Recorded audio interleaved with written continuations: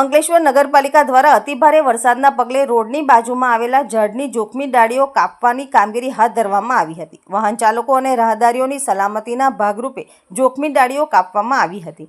અંકલેશ્વરમાં સવારથી વરસી રહેલા અતિભારે વરસાદના પગલે નગરપાલિકા તંત્ર સતર્ક બન્યું છે। ભરૂચી નાકા પાસે ફાયર સ્ટેશન પર પાલિકાની વિવિધ ટીમોને તૈનાત કરવામાં આવી છે।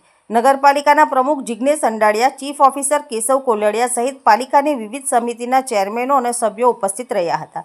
પાલિકા દ્વારા રોડની બાજુમાં આવેલા ઝાડોની જોખમી ડાળીઓનો વરસાદ અને પવન વચ્ચે તૂટી ન પડે તે માટે વાહન ચાલકો અને રાહદારીઓની સલામતીના ભાગરૂપે ફાયરના કર્મચારીઓ દ્વારા યુદ્ધના ધોરણે ડાળીઓ કાપવામાં આવી હતી। આજ રોજ હવામાન વિભાગ દ્વારા ભારે વરસાદની જે આગાહી કરવામાં આવી હતી તેના અનુસંધાન રૂપે નગરપાલિકાના તમામ પદાધિકારી, નગરપાલિકાના મુખ્ય અધિકારી તથા ફાયર વિભાગના સ્ટાફ અને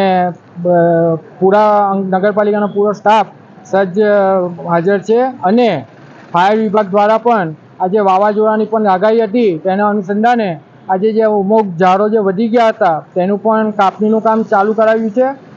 અને આ સાથે જ એસડીએમ સાહેબે પણ આજે નગરની સ્થળ મુલાકાત લીધી હતી અને એમની સાથે જઈ આજે MS-29 ટાસ્ક પર પણ જઈ સ્થળ નિરીક્ષણ કર્યું હતું।